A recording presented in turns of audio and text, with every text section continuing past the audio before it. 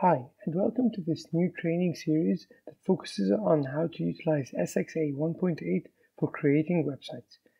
This training is going to look at how to create a website end-to-end from scratch. So let's start off with an introduction. When we talk about any site, what do we usually have? So we usually have a home page, we usually have different content pages. So here you have like the header, the footer, and different components within the home page. We also have page content or components content pages that can look differently. So you can have it like just text, or maybe with a sidebar navigation with related links, or even a listing page. And of course you can have components on a page. So generally speaking, you might have these high-level page types. Of course you might have others as well, but these are just for simplicity and to really focus on how do we create things in Sitecore. So we have a home page, content pages or content page types, listing page type, and component page. This training is going to guide you on how to create each and every one of these items as well. Okay, let's zoom into any two pages and let's really dig down into what's on the page. So I have here the header, the footer. These are common usually across the whole site, right? And then you have components. So this is the idea of enabling or utilizing SXA to enable content editors to create their own components or add their own components to really make or personalize the site to what they want. So when we talk about multi-site, we really want to give them full flexibility to be able to do that, because we want to have like a platform that people can utilize and build on. Of course, you have content within the content page, and then you have a page layout, which is how this page will be hosted. So in ASP.NET, we used to have a master page, which usually had the structure that's common across multiple pages. We're going to see how we create this same design pattern or design paradigm within Sitecore. So we'll start off with the header and footer. Okay, zooming into our header that we've seen in the previous wireframes, what we have in the header is a navigation, a search, a pizza menu here, which is 24/7, an image or a logo for the user for the site, a title for the site, and social media feed here.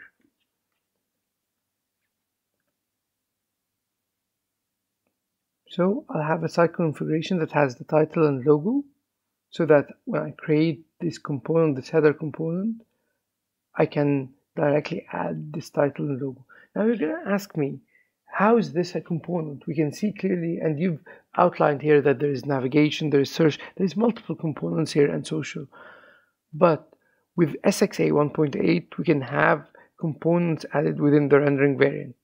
Hence, it would be much more maintainable and much easier to have this as one single component with a rendering variant that hosts other components. This will give you also the flexibility that any of the sites that are inheriting from this or are using this platform can override how the structure of their header might be. So let's dig deeper into a demo. I'll start off by opening my demo environment.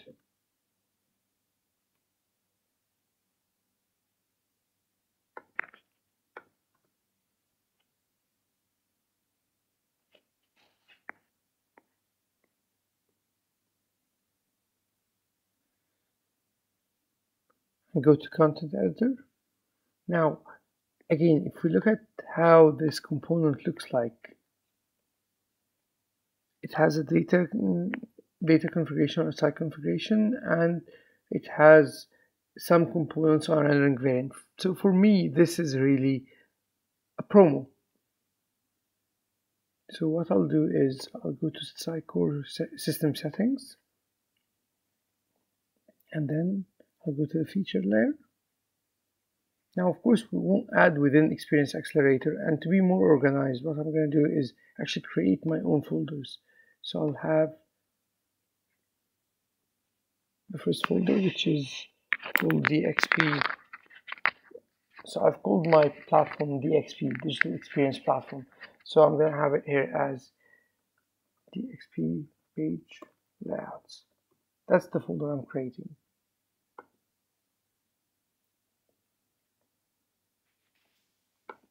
And then I'll add a new module.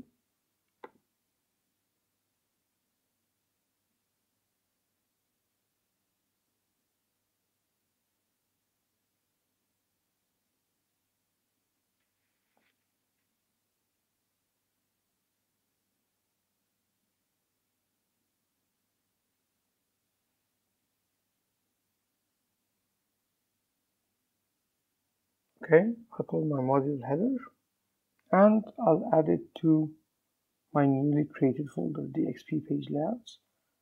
And then it's only on-site setup. I don't need a media library, I don't need layouts, and I don't need, actually I don't need placeholder settings for it. And then I'll proceed. What this does is actually it creates just folders for me in the right places to create my component or my header component. So as you can see here, it's added the header folder here with the header site setup. It adds it in templates as well. So if we go to templates feature, the XP page layouts, we're going to find the header. It's going to add it in branches. So I have it here as well. And it's going to add it in renderings as well. So it's ultimately adding it in every place we've chosen when we're checking the boxes out. Now, my next step is I'm going to go to Layouts, Renderings, Feature, and I'm going to go to my promo because we said we're going to clone from the promo. So here's my promo. I'll right click on it.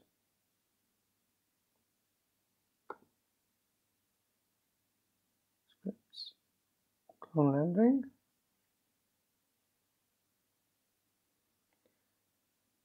Now, first things first, I'm going to call it header.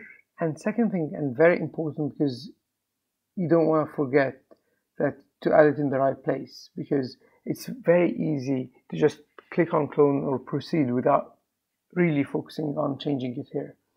Then I'm going to add the rendering CSS class, so I'm going to call it header. Now here you have to think about, am I really utilizing the components or the rendering parameters for the promo, or is it going to be my own? If I'm going to use exactly the same and add to the promo, then I can just inherit. But in my scenario, I don't really need what the promo has. I just want to configure my own thing, so I'm going to make a copy. Same thing for data source. I'm probably going to delete all the fields within the promo and create my own. So I'm going to make a copy of the original data source. Now you can use the original MVC view file since we're not really going to change anything there. But just for future proofing it, I'm going to actually create my own new location. So I'm going to have DXP slash page layout. And then I'll call it header. Now, it won't actually let me do that unless I have this folder. So I'm going to go here to my www root.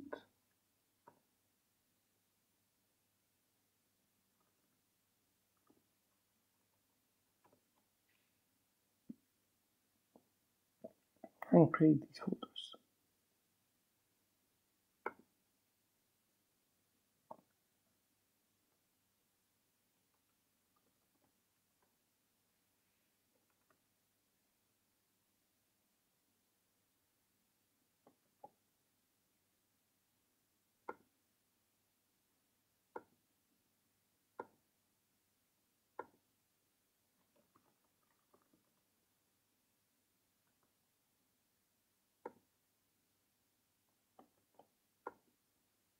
That's my mistake. It should be DXP, then page layout, not header.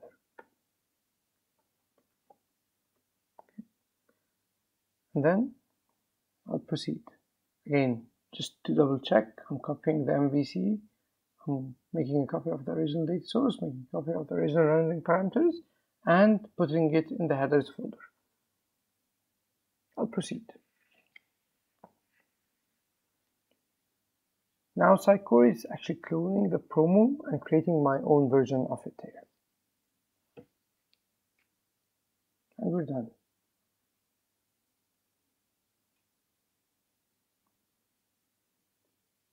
Now the next steps is some cleanup. So I'm going to go first to the page layout that's created here. I'll open it with Visual Studio Code.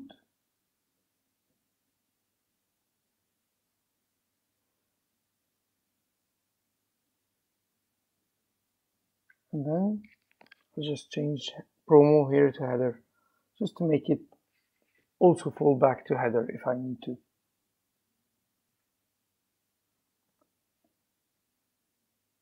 Next, I'm going to have to start cleaning up the template. So let's go to my template, which is header here. I can refresh, or being lazy, I'll just click here. First things first, we don't need all the information here that's on the promo. So I'll create my own header configuration, or header, just say, call it header.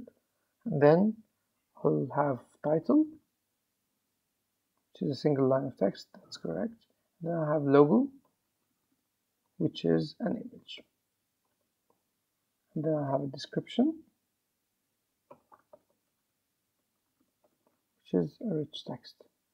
And I'll just copy my query from here.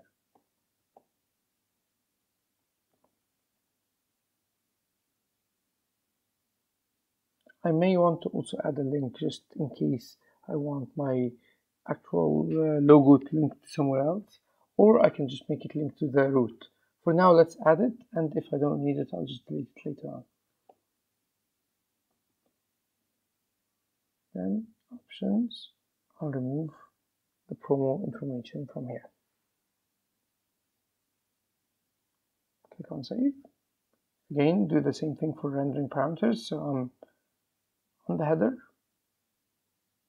rendering parameters. As you can see, it doesn't have anything because it's only inheriting from the standard rendering parameters. And this is what I need. I don't need anything more than that. So I'll keep it as is. Okay, my next step, as I've created my header now, what I need to do is actually create a rendering variant that makes my header look like this, correct? In order to do that, what I need to actually go, where I need to go is through the branches, feature, DXP page layouts, header, and I have my default header variant. So what happened was that as I cloned the promo, it actually started copying the default rendering variant, or creating the default rendering variant from the promo. So it's a promo icon and promo text. I don't need these. I need my own structure for my header. So I'll delete these. And then I'll start creating my structure. I know some of you guys might see this as a bit slower than you'd probably want, but I will move forward quite fast later on, but I just want everyone to be on the same level, on the same page. So instead of actually adding it here myself, I'm going to cheat a bit. I already have it added here, so I'm going to explain it throughout this. So again, let's go back to how it looks. So I have the navigation, I have the search box, I have this pizza menu, I have my image, my title, and so on. So what I've done is I created the hamburger menu here, which is just a div with a CSS class, then the hamburger menu content, again, it's a div, and then the nav container, which has the nav toggle, which is these 3 lines ultimately that you can see here. So as you can see, nav toggle, again a div with the CSS class, and then href to nothing. and then a nav toggle bar, and then the nav scroll bars. This is just to support scrolling in case the number of items has increased. Again, I'm just using jQuery to do that. And then within that, that's where it becomes a bit more interesting, because what I've done here is I've added a component. So what I'll do is I right click, insert, and then choose component. This is only available in SXA 1.8. And I added my navigation component. And of course, I started configuring its rendering parameters. So if we click on configure here, you'll see that what I've done is I've used the default variant for it. And I've chosen the top navigation level as 1, the bottom navigation level as 1, and the navigation filter as main navigation, because I don't want to show anything except one level, as well as I want to show the main navigation item as well here. So it's filtered by main navigation because that is my main navigation. I have a language switcher as well that I've added, because in my original design here, I do have within the burger menu a language switcher. So I've added my language switcher. And then I added a logo also there. The next part is the header search. So again, if we go back to my site, you have this search, which is the header search.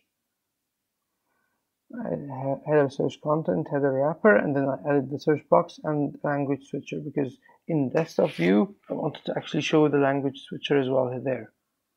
And if you look at the search box or the header search, what I've done is, again, I've created my data source for it.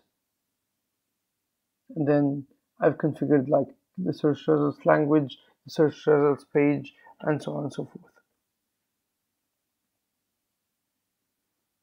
And same thing for language switcher. Then the floating menu or the pizza menu that's on the side, I've added it as a custom component called pizza menu. And then finally the second row, which is the title, the image, the logo, the title, and so on. So we can go back here and we have the title and the image, the logo, and the social connect. So there you have it. I've created a full header, and let's see how that works in action. So let's see how it looks like. So I'm just going to use one of my current sites.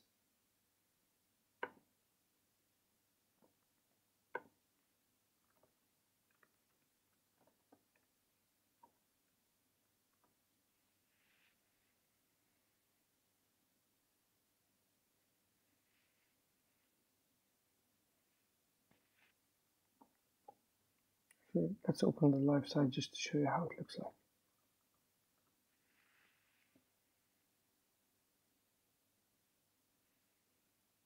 So there you have it. You have the logo, the title, the social connect, the navigation menu, the language switcher, the search box, the pizza menu. All that is already added as part of the actual implementation we have here.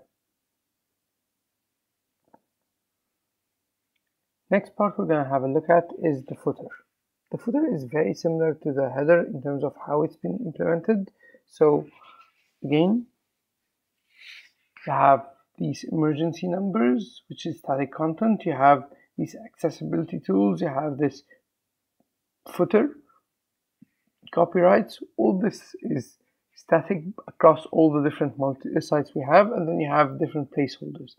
Now, as I started doing this, the first thing I thought of is actually to add placeholders here, but that won't work, because if you think about it, adding placeholders would ultimately mean that the content editor will have to add these items with every single page in the site, because placeholders cannot be the same placeholder across all different pages, right? So what you would ultimately have to do is you'd have to copy that rendering variant for each site and add these as custom components. Else, if they are all similar, what we can add is maybe these components are added by default, and they inherit from a data source, which is a query that reads a specific name, for example, useful links, support, follow us, from the footer itself. Again, let's see that in action, or let's create that. Now, I won't go through all the steps with you guys just so that we don't take too much time. So I'll just add again here. I'll go to settings, features, add a footer.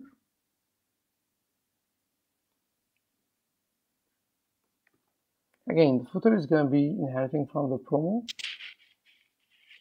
So I'll put in the XP page layouts.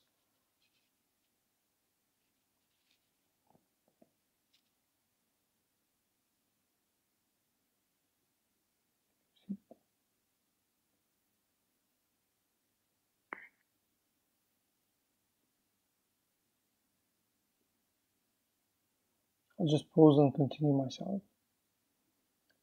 And I've created the footer. So you have here the copyright, the privacy policy, the copyright link, the terms and condition link, the powered by logo, as we have in our implementation here. And there you have it. So we've created the actual footer and the header for my site. The next step is I'm going to actually discuss the page layout, but this is going to be in the next video. Thanks for watching.